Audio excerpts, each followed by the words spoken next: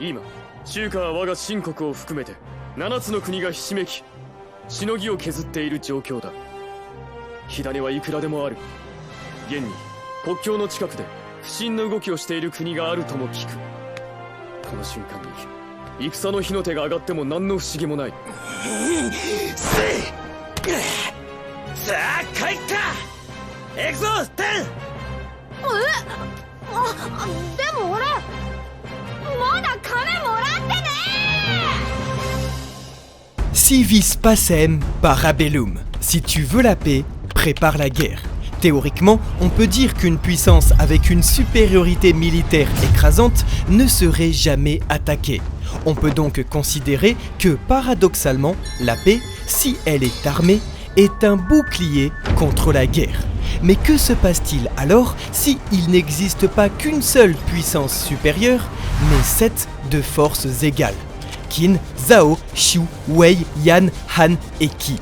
Voici les 7 noms qu'il vous faudra retenir. Les 7 royaumes combattants en guerre qui s'affrontent depuis des siècles pour la suprématie de la Chine. Bonjour à tous et bienvenue dans l'analyse complète de Kingdom arc par arc. Aujourd'hui, on s'attaque à la campagne de Keiyu qui s'étend du tome 5 au tome 8. Alors si vous pensez avoir loupé des détails importants et voulez vivre la meilleure expérience Kingdom possible, vous êtes au bon endroit. N'hésitez pas à vous abonner à la chaîne, à laisser un petit pouce bleu et surtout à activer la notification car nous voilà enrôlés dans notre toute première campagne militaire. Et parce qu'il va falloir bien évidemment lire la suite, vous le savez, j'ai l'honneur de partager cette aventure avec la maison d'édition de Kingdom en France, Meian, qui vous offre la possibilité de lire le manga grâce à ces coffrets collector. Oui, ils sont magnifiques et ils sont pour vous. Pour participer au jeu concours, c'est simple, direction nos réseaux sociaux, c'est maintenant ou jamais. Vous êtes prêts car en cette période de conflit, la paix n'existe pas. Seulement, un jour, et venu de l'ouest, un vent léger commence à se lever. Le 31e roi de Qin, Heisei, alors âgé de 13 ans seulement, souhaite changer le monde, en commençant par son voisin direct, l'état de Wei. Pour cela, il envoie l'armée du général-duc Yu attaquer la ville frontalière de Keiyu. Ainsi, parce que le roi souhaite la paix, il prépare la guerre. 正気は後ろだ突撃飛信隊隊長信前へ。血祭りだ。いよいよ待ったなし夕日の時だ。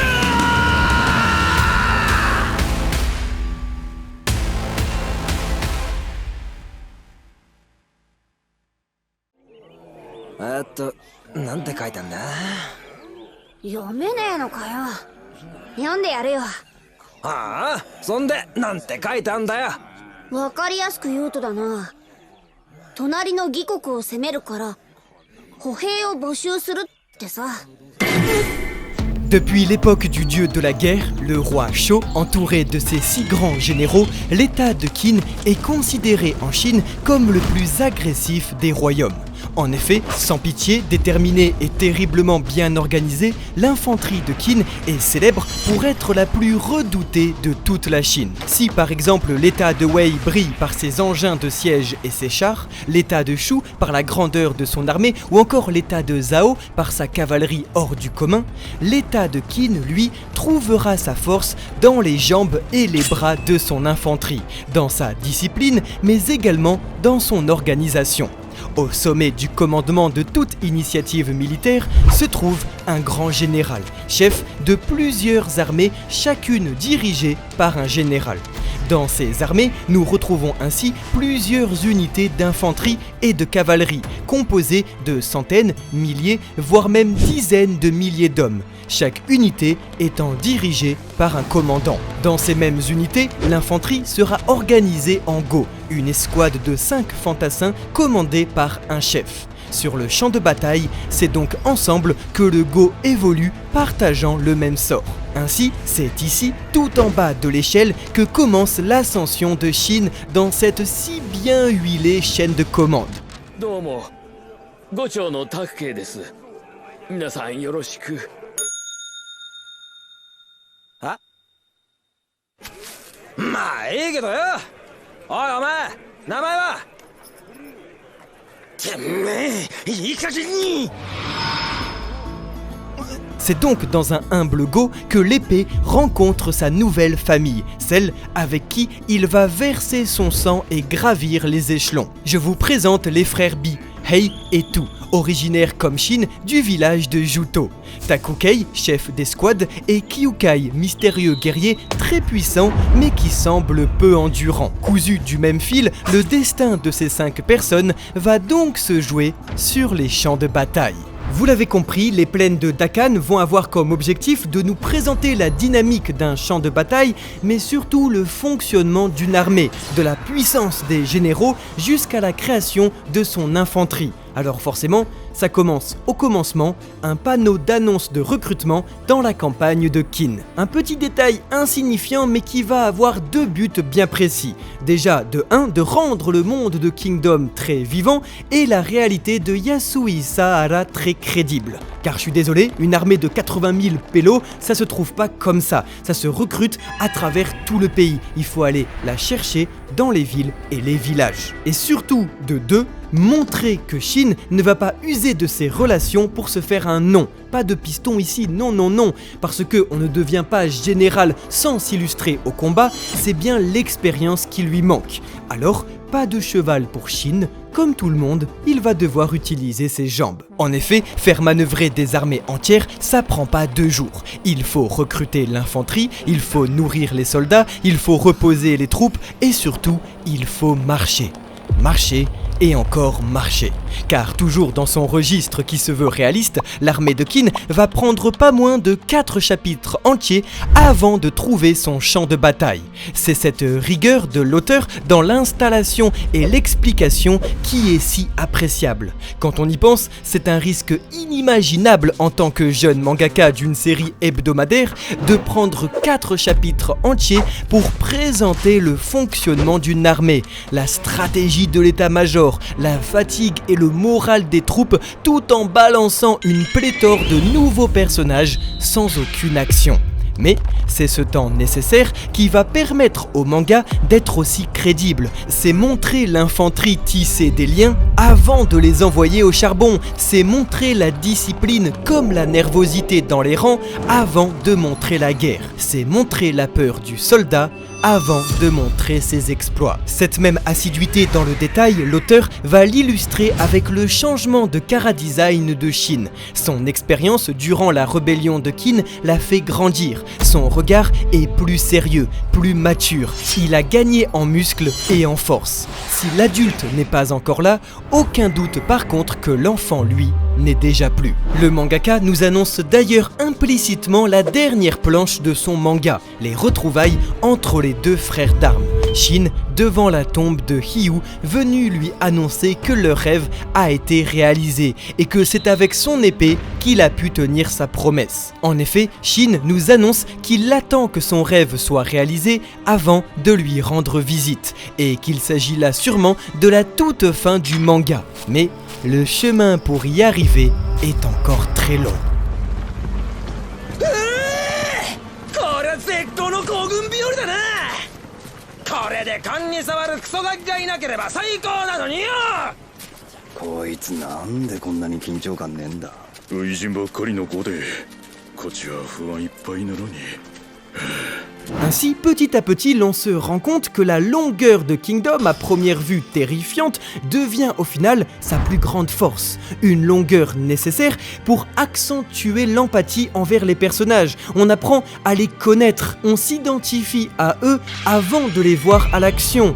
Avec eux, on découvre le monde et surtout la véritable nature de Shin, celle d'un leader né. Mais c'est qui ce gamin? Ce morveux est sacrément doué. Ce garçon n'est pas commun. C'est qui ce gosse? Shin, t'es vraiment épatant.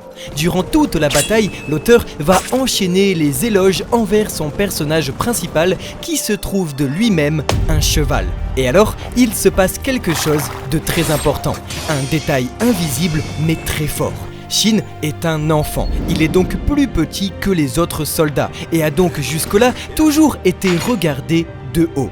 Mais maintenant, alors qu'il est sur son cheval, la situation s'inverse. Pour le regarder, il faut lever les yeux. Et lever les yeux, c'est ce qu'on fait lorsqu'on regarde son supérieur.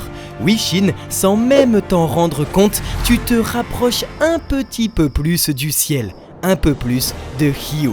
Contrairement aux amateurs qui guerroient pour de l'argent, l'ambition de Shin est donc bien plus grande.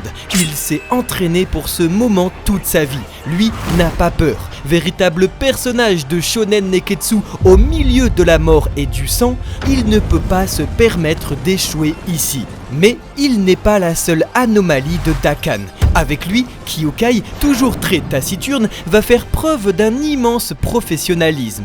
Sang-froid hors du commun, force inhumaine et technique surpuissante, lui aussi ne semble pas pouvoir se permettre de mourir ici. Il a quelque chose de très important à accomplir. L'on peut cependant s'apercevoir que, aussi puissant qu'il puisse être, sa faiblesse réside dans son endurance, et donc dans son manque de souffle. バッコ神隊歩兵セレーツこれより我が隊は敵歩兵隊中央を強行突破し岡頂上の義副将9元の首を取る突撃態勢ちょっと待ってくれよ。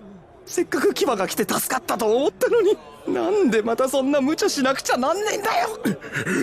1000人いた隊が今や100人足らずあんな万にも上る対岸を100人やそこらで抜けられるわけねえ。 De l'autre côté du spectre, nous retrouvons la présence de Bihei et Bitou qui va appuyer l'horreur du champ de bataille et la définition du vrai courage. Oui, la normalité, c'est pas la force de Shin, c'est pas le sang-froid de Kyukai ou encore la hardiesse de Bakukoshin.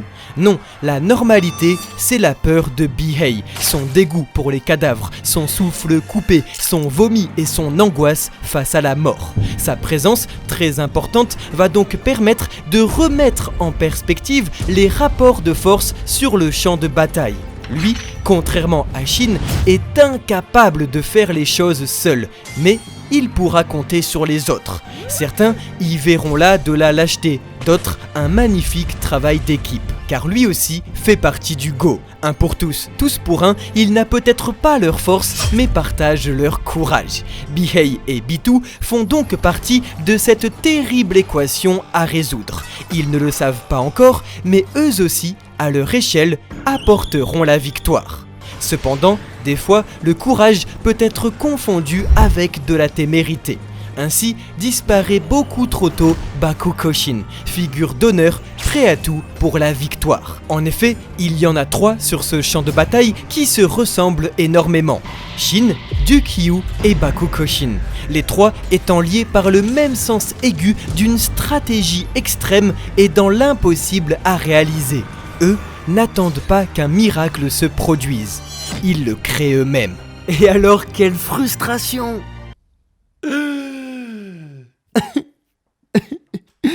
Quelle frustration de voir un potentiel gâché. Bakukoshin, uniquement commandant de 1000 hommes, bras armé de duc Hyu, va changer le cours d'une bataille entière à lui tout seul, en emportant un général ennemi. Une prouesse qui va au final devenir celle de Shin. Mais c'est simple, ça, je l'ai découvert il y a 5 ans. Aujourd'hui, Kingdom fait près de 800 chapitres et je peux vous dire que même encore aujourd'hui, et j'espère que certains seront d'accord avec moi, mais je trouve que le sacrifice de Bakukoshin, même encore aujourd'hui, résonne. Il est immense et c'est un des moments les plus marquants et épiques du manga. Que ce soit par sa rhétorique et sa force, Bakukoshin avait tout pour devenir un grand général. Sandek, attendez. J'ai ici un petit florilège de ces dingueries orales. Tu te dis guerrier, laisse-moi rire, tu as uniquement le courage de venir me tuer, moi qui suis déjà mort. Alors dis-moi, après avoir vu ça, penses-tu encore que ma force tient du miracle ?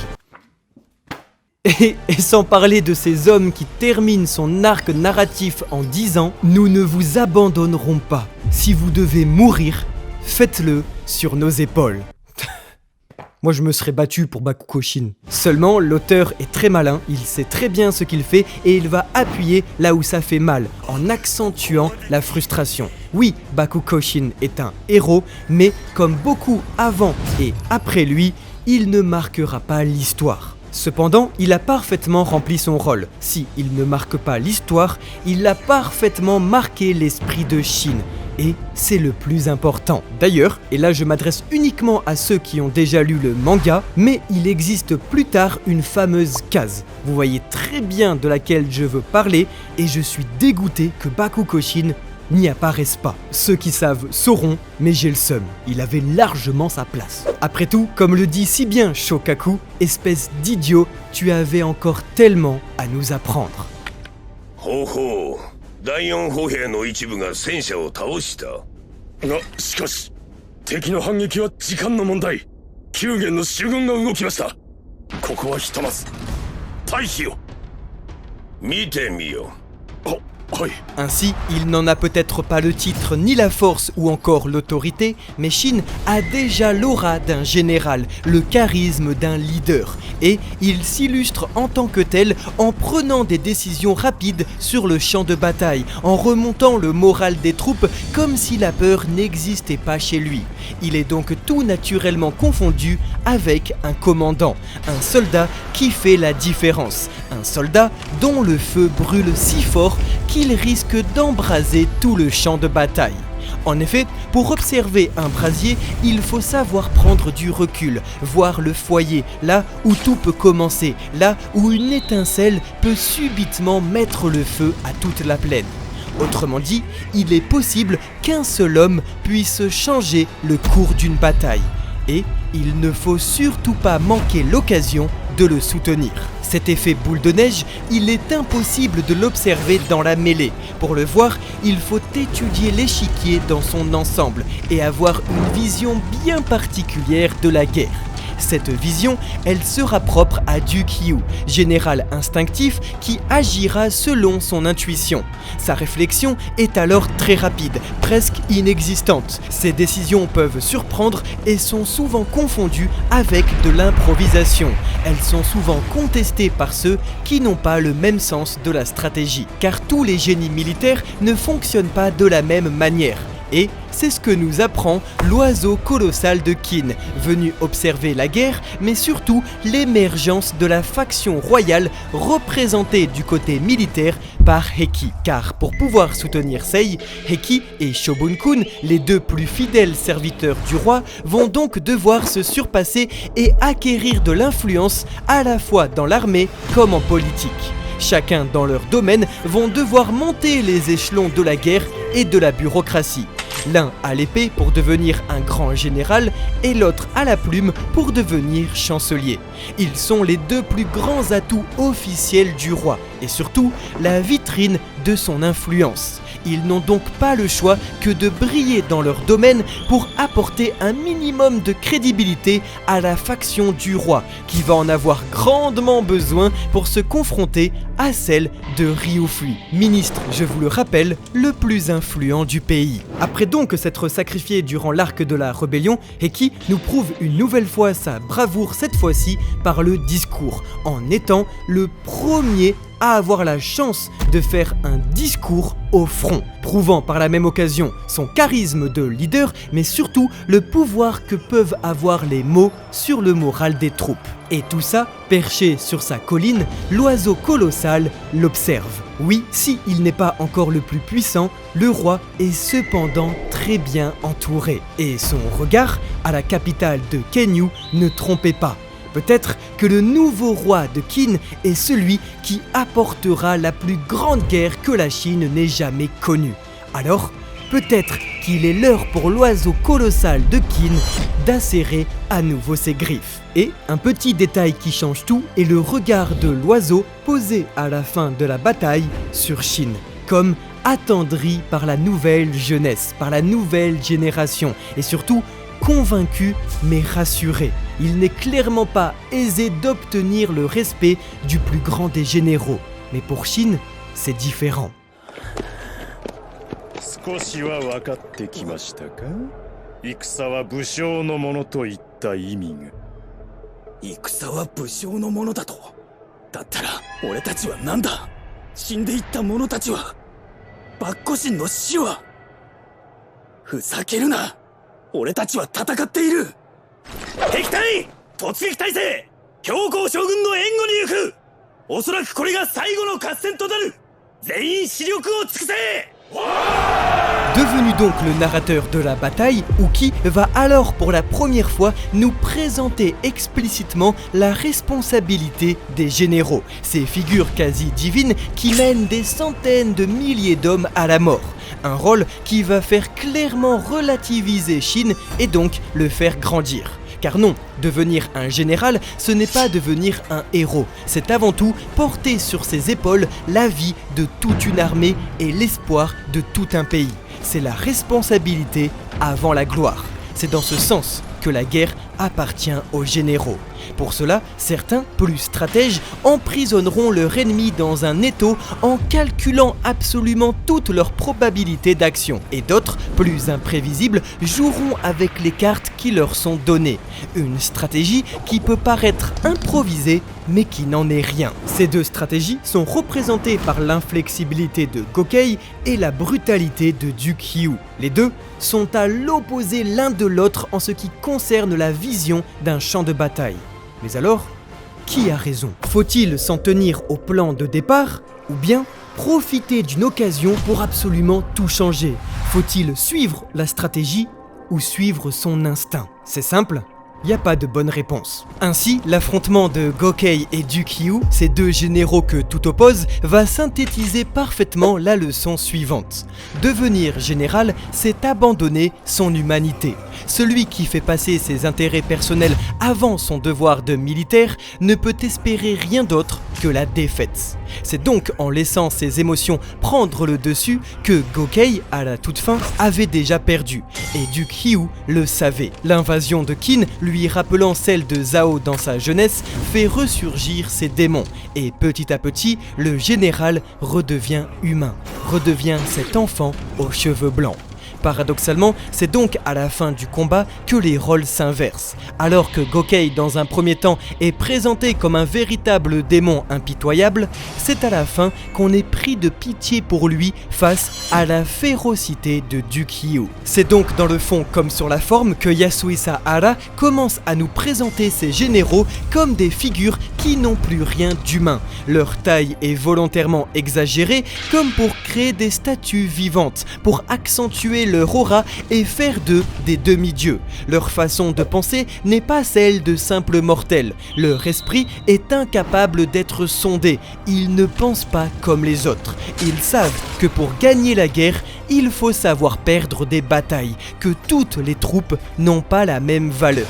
Alors que pourtant, vous l'avez vu, dans un premier temps, l'auteur va presque jusqu'à s'éterniser à nous faire apprécier l'infanterie, ces hommes sans armure ni prestige, c'est dans un second temps qu'il va tous les sacrifier. Voilà, c'est avec le point de vue des généraux qu'il va donc déconstruire intelligemment l'importance humaine en présentant des stratèges qui, eux, feront fi de tout sentiment, observant la bataille comme un jeu d'échecs et ces hommes comme des pions qu'il faut soigneusement placer ou sacrifier pour gagner la partie. En d'autres termes, pour faire grandir le feu. Vous l'avez donc compris, à la guerre, le recul est important, surtout dans les plaines de Dakan, où sévit un acteur très important, un élément qui change absolument tout et dont tout le monde parle à chaque chapitre. Je vous laisse 10 secondes pour deviner de qui il s'agit. Non, c'est pas Shin. Non, c'est pas l'oiseau colossal. Non, j'aurais bien voulu, mais c'est pas Bakugo Shin. C'est la poussière. Oui, ça peut paraître bête comme ça, mais c'est extrêmement important, et l'auteur le sait. Encore une fois, c'est un détail qui change tout. L'unité des chars, la charge de cavalerie, le mouvement des fantassins, tout ça va soulever un gigantesque nuage de poussière. Et l'auteur va y penser à chaque fois, nous rappelant intelligemment l'importance du terrain. Subissant donc de plein fouet une invasion ennemie, Wei perd la bataille contre Qin, qui petit à petit gagne du terrain. La nouvelle de la défaite de Wei va rapidement faire le tour du pays et le léger vent qui souffle de l'ouest commence à prendre de l'ampleur et se transforme petit à petit en ouragan.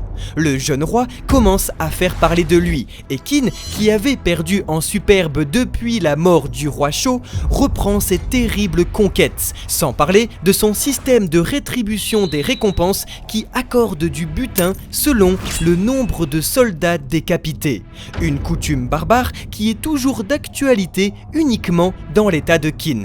Alors que l'on va suivre ses aventures, l'on peut donc paradoxalement déjà apercevoir une animosité et une rancune forte des autres états envers celui de Qin, le plus agressif d'entre eux, le plus conquérant et donc le plus haï. Et pourtant, avec le rêve de Sei de conquérir toute la Chine, des têtes vont devoir encore tomber. Mais pour le moment, l'heure est au réconfort. Parmi la foule, incognito, la plume victorieuse regarde fièrement son épée. Son plan est en marche, mais avant de combattre les autres, elle va devoir se combattre elle-même. Ça y est, la nuit est tombée. La pleine lune appelle la nostalgie car avant de dessiner l'avenir, il va falloir comprendre le passé. En effet, il peut paraître très vite solitaire celui qui doit conquérir le monde mais dont le lit est froid la nuit. Ainsi, dans un monde régi par les hommes qui ont tout pouvoir sur la guerre, il est peut-être l'heure de s'intéresser à celles qui, loin de la guerre, ont tout pouvoir sur les hommes.